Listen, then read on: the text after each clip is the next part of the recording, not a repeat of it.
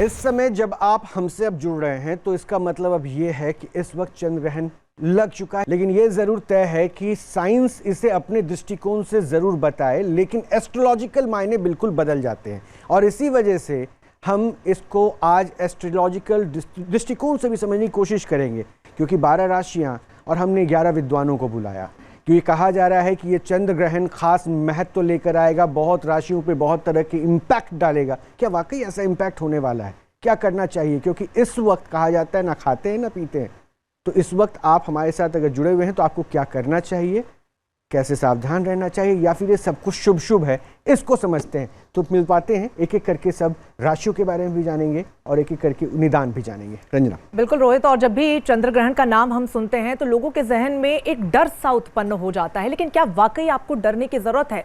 आपकी राशि पर कितना असर ये साल का आखिरी चंद्र ग्रहण डालने वाला है, जानने के लिए एक विश्वसनीय और एक बड़ा प्रामाणिक पैनल इस वक्त हमारे साथ मौजूद है। सबसे पहले शास्त्री जी, मैं आप ही के साथ शुरुआत करना चाहूंगी। मेष राशि के जातकों को इस चंद्र ग्रहण से क्या डरने की आवश्यकता है? कितना असर उनकी राशि पर पड़ने वाला है? देखिए, 12 राशियां हैं और ये संपूर्ण ब्रह्मांड 360 अंशों का है। 360 अंशों में 12 राशि अर्थात एक राशि 30 अंश की है। ऐसी स्थिति में जो पूरा ग्रह मंडल है उसमें जो राशि चक्र है, मेष राशि प्रथम राशि है। किसी राशि के लिए अशुभ है, बहुत ज़्यादा अशुभ है, और किसी राशि के लिए बहुत शुभ भी होता है। हमेशा कोई भी ग्रहण अशुभ ही अशुभ नहीं होता, किसी राशि पर उसका शुभ प्रभाव होता है और किसी राशि पर अशुभ प्रभाव होता है। तो यदि हम मेष राशि की बात करते हैं तो चंद्र ग्रहण मेष राशि से एकादश भाव यानी 11वें भाव पर पड़ रहा है, और काल पुरुष की कुंडली में 11वां भाव आय का भाव होता है। ऐसी स्थिति में नृप प्रसादम धन धान पुत्र कलत्र मंत्र आदि सुर रत्न लाभम निरोगता शत्रु जयम च सौख्यम, ये मेष राशि पर इसका प्रभाव रहेगा। मेष राशि के यदि आप जातक हैं तो आपको राजा की कोई सरकारी बहुत बड़ा पद प्राप्त हो सकता है सरकार की तरफ से। यदि आपका सरकारी कोई काम रुका हुआ है तो वह निश्चित रूप से आपका पूरा होने की स्थिति में आएगा, रुकावट खत्म होगी। धन धान की वृद्धि होगी। पुत्र कलत्र, यदि आपकी संतान की कोई चिंता है तो वह संतान की चिंता से आपको निजात मिलेगी। तो निरोगता शत्रु जयम च सौख्यम, यदि आप मेष राशि के जातक के कोई बड़ी बीमारी आपके शरीर में है तो वह असाध्य रोग भी ठीक होने की कगार में आ जाएगा। शास्त्री जी, एक एक करके पहले समझ लेते हैं, उसके बाद मैं व्याख्यान पे जाऊंगा। त्रिपाठी जी, डॉक्टर साहब, आप किस राशि के बारे में? हम बात करेंगे वृष राशि के। डरे ये राशि वाले या फिर सब कुछ शुभ है? इनको डरना चाहिए या सब कुछ शुभ? देखिए, वृष राशि वालों के लिए यह समय बहुत महत्वपूर्ण है। उनके सुख के संसाधनों में वृद्धि होगी, घर बनवा सकते हैं, गाड़ी खरीद सकते हैं, और अगर पहले से कोई व्यापारिक योजना बना रहे हैं तो उनकी व्यापारिक स्थिति बहुत अच्छी होगी। माता जी के स्वास्थ्य को लेकर के थोड़ा चिंता हो सकती है, और सुख के संसाधनों में वृद्धि होगी। दूर देश की यात्रा होगी, आयात निर्यात से धन लाभ होगा, माली हालत आपकी बहुत सशक्त होगी। अगर आप कोई प्लान करते हैं किसी कार्य को लेकर के तो उसमें आपकी योजनाएं सफल होंगी, और ध्यान रखना है कि अपने में इल्यूजन नहीं पैदा करना है। अपने को पूरा कॉन्सेंट्रेट होकर अपने लक्ष्य के प्रति ध्यान दीजिए, आपको बड़ी सफलता मिलेगी। अगर कोई भी नए तरह का प्लान करते हैं, जैसे नौकरी के लिए, नए कार्य के लिए, तो उसमें आपको बड़ी सफलता मिलेगी। खास तौर से जो विद्यार्थी हैं, अगर एकेडमिक कैरियर को लेकर के चिंतित हैं तो उनकी एकेडमिक कैरियर में सफलता मिलेगी, और अगर प्रतियोगी परीक्षा के एग्ज़ाम दे रहे हैं तो उनको सफलता मिलेगी, नौकरी मिलने की संभावना बन रही है। अगर कोई व्यक्ति भारतीय प्रशासनिक सेवा में या सरकार में है तो उसकी पदोन्नत होगी, उसको नई जिम्मेदारी मिलेगी। जो जातक राजनीति के क्षेत्र में लगे हुए हैं उनकी राजनीतिक महत्वाकांक्षा पूर्ण होगी, और राजनीति में उनको बड़ी जिम्मेदारी मिल सकती है। तेज गति की गाड़ी नहीं चलावें। ध्यान रखना कि अगर कोई भी काम करें तो उस पर कॉन्सेंट्रेट होकर करिए, टास्क टारगेट ओरिएंटेड होकर कार्य करिए। दूसरी बात का आपको ध्यान रखना है कि आप ग्रहण काल में अगर भगवान शिव की आराधना करते हैं, ओम नमः शिवाय, ओम सोम सोमाय नमः, इस मंत्र का जप करते हैं तो आपके लिए अच्छा रहेगा। गिरी जी हमारे साथ हैं। गिरी जी, तमाम ज्योतिषाचार्य इस चंद्र ग्रहण के बारे में बात कर रहे हैं और कह रहे हैं कि मिथुन, तुला और मीन राशि पर सबसे ज्यादा असर देखने को मिलेगा। मैं आपसे मिथुन राशि के बारे में जानना चाहूंगी, उनके जातकों को क्या वाकई डरने की जरूरत है? कैसा असर होने वाला है? देखिए रंजना, पहली बात तो ये है कि ये खगोलीय घटना है और कोई भी ग्रहण आपको डराने के लिए नहीं है, आपको जागरूक करने के लिए, जो कि हमारे चैनल का उद्देश्य भी है। जो सौर मंडल की ये तृतीय राशि है मिथुन राशि, अधिपति देवता हैं इसके बुध। तो देखिए नवम भाव में ये संचरण है तो भाग्य भाव होता है, तो मैं इतना बोलूँगा कि कोई विशेष शुभ फल तो देने वाला ये ग्रहण मेरे को मिथुन राशि के लिए कम से कम नहीं लग रहा है। मेरे को ऐसा लग रहा है कि आपको करियर के अंदर और स्पेशली आपका जो व्यवसाय है उसके अंदर थोड़े से स्ट्रगल देखने को मिलेगा। साथ ही साथ में आपके जो पारिवारिक सदस्य है उनका स्वास्थ्य भी, स्पेशली आपके पिता का और पिता तुल्य जितने भी लोग हैं उनका स्वास्थ्य जो है वो आपको देखना पड़ेगा, उनका ध्यान रखना पड़ेगा। करियर के अंदर आपके जो सीनियर्स हैं उनके साथ में हो सकता है आपके थोड़े मतभेद भी हो। तो मैं इतना बताऊंगा, देखिए जब हमें ये मालूम होता है कि समस्याएं कहाँ से आएगी तो समाधान हम निकाल ही लेते हैं। तो बस यही है कि अपना टेम्परामेंट बना के रखे, एक दूसरे को समझने की कोशिश करिए। और निश्चित रूप से एक चीज आपके लिए अच्छी हो रही है, 18 अक्टूबर को जो गुरुदेव बृहस्पति हैं वो अतिचारी हो रहे हैं। इसका मतलब मिथुन राशि से छोड़ करके वो कर्क राशि में भ्रमण करेंगे, जहां पे वो निश्चित रूप से 45 दिन के लिए, नहीं 18 अक्टूबर से लेकर 5 दिसंबर तक का समय कुछ ना कुछ आपके लिए शुभ जरूर करेगा। जो अभी पिछले 8-9 महीने से आप परेशान हैं तो उसमें आपको निजात मिल सकती है, लेकिन स्वास्थ्य संबंधी समस्याओं का पारिवारिक रूप से आपको ध्यान रखना है।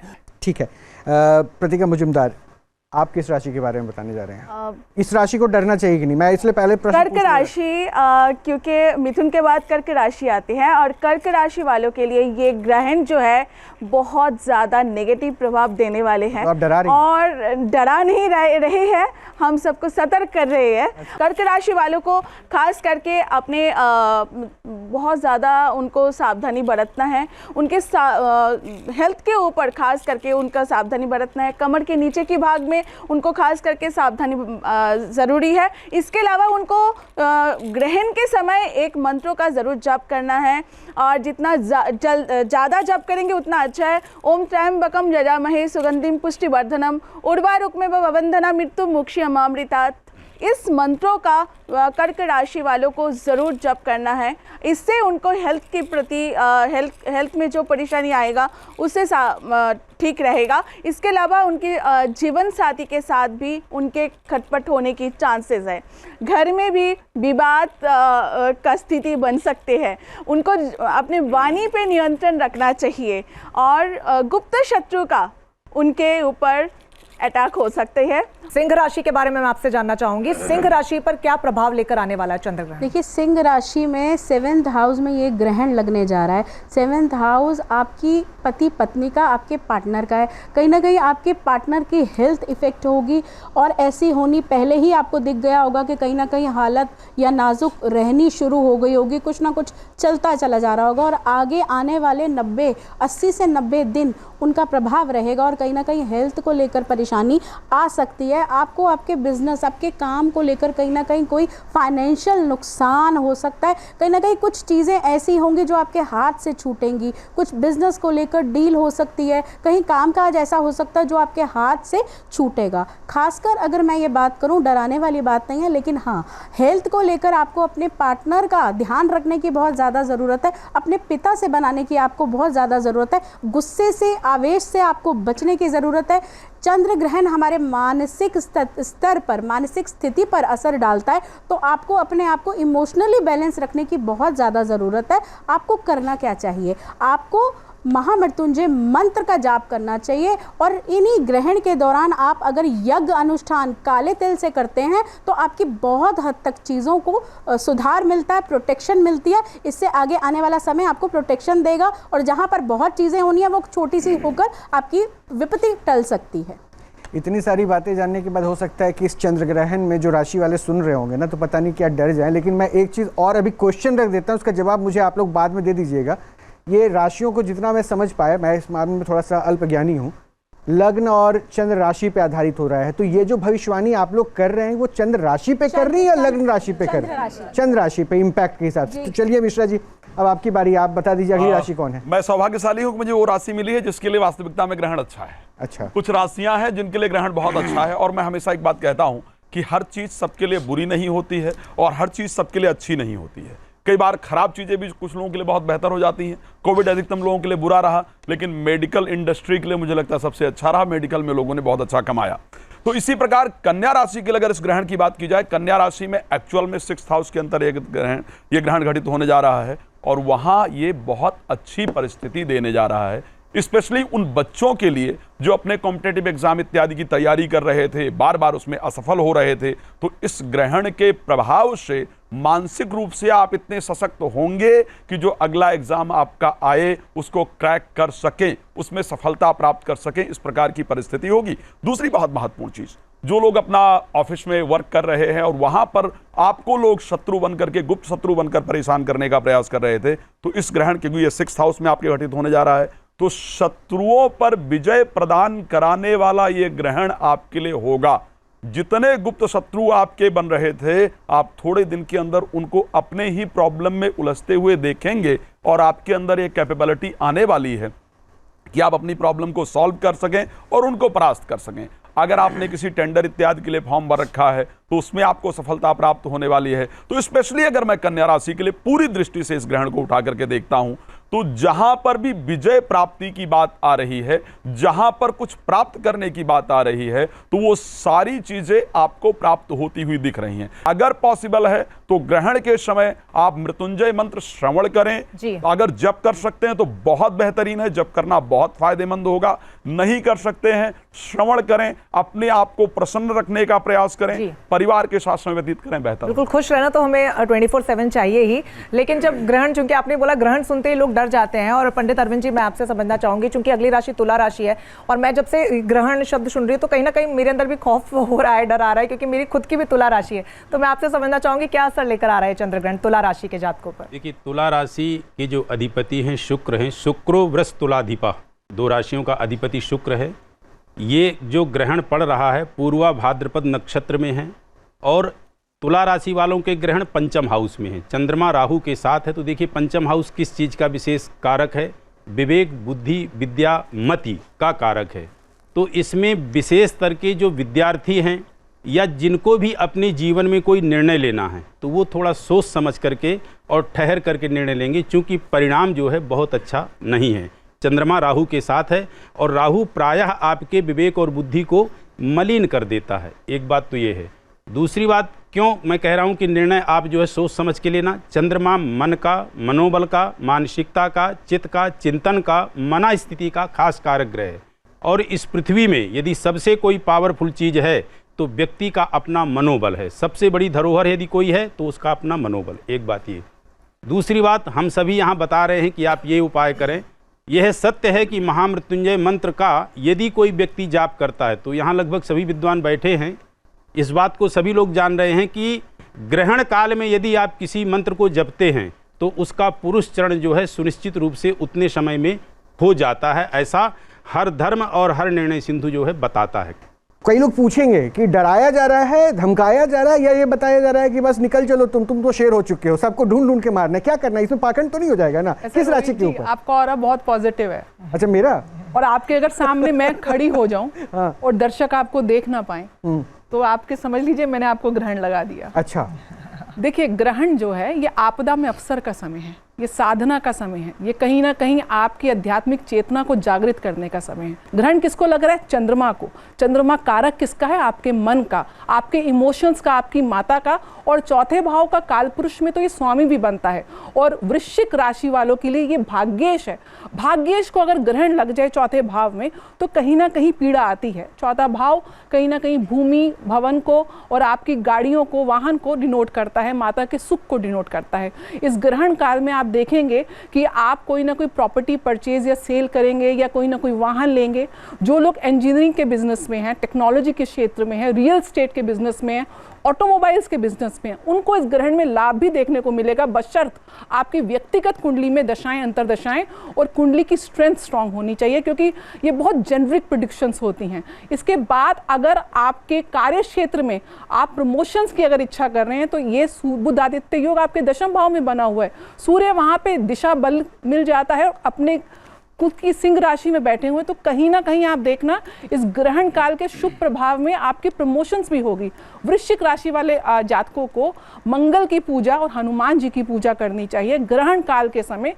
जिस प्रकार से आचार्य जी कह रहे हैं महामृत्युंजय के साथ, ओम हंग हनुमते नमः, संकट कटे मिटे सब पीड़ा, जो सुमिरे हनुमत बलवीरा। भगवान हनुमान जी की आराधना करें और इस आपदा को अवसर में आप कन्वर्ट करिए। बिल्कुल, और इस तमाम जो उपाय आप बता रहे हैं, क्योंकि नेगेटिव पॉजिटिव बोथ इफेक्ट्स हो सकते हैं। पारुल जी, धनु राशि के जातकों के लिए कैसे रहने वाला है पूरा समय काल? जी, धनु राशि के तीसरे भाव में एक ग्रहण पड़ रहा है, तो मोर और लेस इनको ना ज़्यादा फायदा मुझे दिख रहा है, ना इनको ज़्यादा नुकसान दिख रहा है।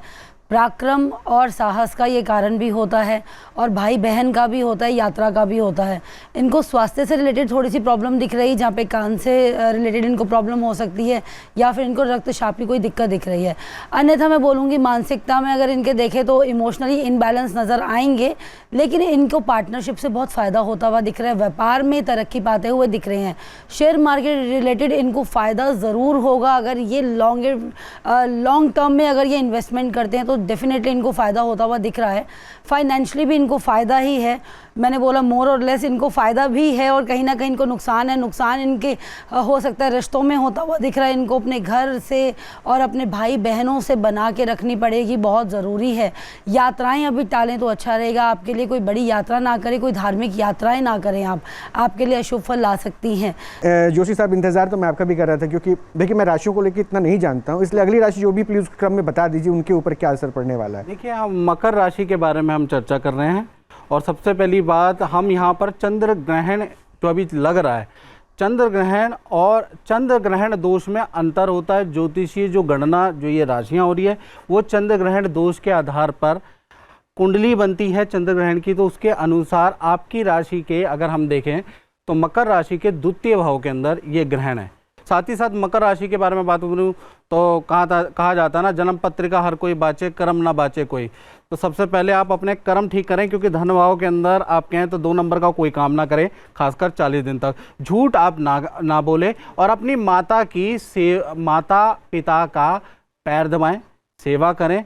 माता पिता से कोई गलती हो गई हो तो उनको बता दें, तो ये भी आप कर्म भी कर सकते हैं। मंत्र तो करते हैं, लेकिन दुनिया करती है, लेकिन आप कर्म भी कर सकते हैं। कम से कम चंद्र ग्रहण की अवस्था के अंदर आप ये मनन करें कि आपने क्या क्या गलत काम किए, और कोशिश करें कि उसका पश्चाताप करें। पश्चाताप से बड़ा बोध कुछ नहीं होता, तो इसलिए यह है कि आप पश्चाताप करें, माता की सेवा करें। साथ ही साथ ये जो ग्रहण है 40-50 दिन तक, एक तो आपके धन के लिए बहुत अच्छा नहीं है, तो बेफालतू के खर्चे आपको नहीं करने। याद रखिएगा, शेयर ट्रेडिंग इन्वेस्टमेंट से थोड़ा दूर रहें, किसी को पैसा उधार आपको नहीं देना है।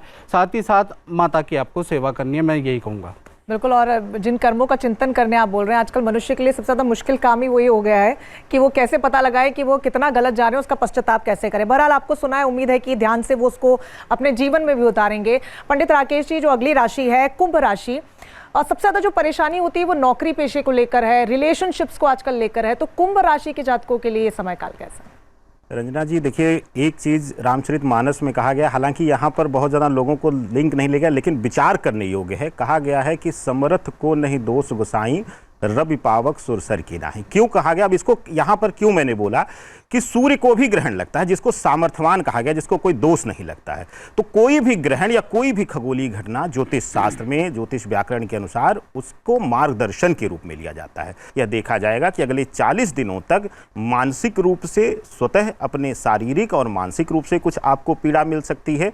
दूसरा, 7वां घर जो है आपका, वहाँ पर भी चंद्रमा का प्रभाव पूर्ण रूप से दिखाई देगा। तो वहाँ आपके वैवाहिक जीवन में, या अभी अगर लव रिलेशंस में आप थे, तो वहाँ पर भी आपको थोड़ा बहुत जो है नकारात्मकता का प्रभाव और विरोधाभास का प्रभाव देखना पड़ेगा। लेकिन इसके साथ ही जो है, अगर नौकरी में परिवर्तन करना चाह रहे थे, तो खास करके सुझाव रहेगा 40 दिनों तक अभी हड़बड़ाहट में आकर के, जल्दबाजी में आकर के कोई निर्णय ना लें, क्योंकि इस ग्रहण का सबसे जो बुरा प्रभाव आपके लिए पड़ेगा वह आप जो है मन से अशांत हो जाएंगे। अभी पता चला मुझे कि राशियां 12 होती है, इसलिए मैं 12वें राशि के बारे में किससे पूछूं, तो जहां से मैंने शुरू किया था उन्हीं के पास चलते हैं, क्योंकि ये तो राशियों के बारे में इसलिए मैंने जानकारी अभी इकट्ठी करवा दी क्योंकि ग्रहण लग गया ना। देखिए, चंद्र ग्रहण से जो है मीन राशि से 12वीं राशि यह चंद्र ग्रहण से प्रभावित हो रही है, और यह 12वां भाव जो है ये व्यय भाव कहलाता है। स्वास्थ्य का व्यय भाव, लग्न का व्यय भाव होने के कारण स्वास्थ्य का व्यय भाव। तो विषाद कत्री धन धान्य हंत्री सर्वापदाम विश्व अनर्थ दात्री भयंकरी रोग विपद विधात्री। यह अनेक प्रकार के रोगों को उत्पन्न करने ग्रसित हो सकते हैं। मीन राशि के जो जातक हैं, मानसिक रूप से पीड़ा हो सकती है, शारीरिक रूप से पीड़ा हो सकती है, किसी प्रकार से लोन लेने का या धन उधार देने का ब्याज इत्यादि के काम से आपको 108 दिन परहेज करना चाहिए। और इसके अतिरिक्त इसमें यदि आप उपाय चाहते हैं तो ग्रहण काल में और मरण काल में 2 समय किया गया जो दान है ये विशेष रूप से अक्षय पुण्य को देने वाला होता है। तो ग्रहण के उपरांत आपको पीली वस्तुओं का दान करना चाहिए। बिल्कुल, ये तमाम राशियां अब रोहित हमने बताई और जातकों ने ध्यान से सुना होगा कि आपकी राशि पर कितना असर पड़ना है, लेकिन सबसे ज्यादा महत्वपूर्ण तो ये है कि उन्हें करना क्या चाहिए और जो असर पड़ रहा है, और सबसे ज्यादा जो नेगेटिव असर पड़ रहा है उसको कैसे वो कम कर सकते हैं, ये भी आगे आपको बताएंगे। एक ब्रेक के लिए मैं रुक रहा हूँ, लेकिन ब्रेक के बाद जब वापस आएंगे, क्योंकि यहाँ जितने विद्वानों ने जितनी बातें कही है उनमें कितना पक्ष आप कर पाएंगे ये तो पता नहीं, लेकिन उसे छोटे नोट में कैसे समझ लें और कहाँ बिल्कुल चिंतित होने की बात नहीं, क्योंकि हम था और आप आपाधापी की ज़िंदगी में रहते हैं, ऑफिस से घर या फिर अपना काम, उसमें इस पर कैसे प्रभाव समझे। और साथ ही यहाँ सारे विद्वानों ने कुछ कुछ आंकड़े कहे हैं, शायद आप लोगों ने नोटिस नहीं किया, मैं बताता हूँ। 40, 90, किसी ने 108, ये क्या है, इसका प्रभाव क्या है और क्यों डरा रहा है, क्यों डराने का काम किया जा रहा है, ये भी समझेंगे। जहाँ भक्ति है हर शब्द में, कथाओं में छुपे हैं दिव्य रहस्य और ज्योतिष देता है जीवन को दिशा। धर्म से जुड़ी हर बातों को जानने के लिए हमारे चैनल स्तुति को सब्सक्राइब करें। चैनल पर जाने के लिए इस लिंक पर क्लिक करें।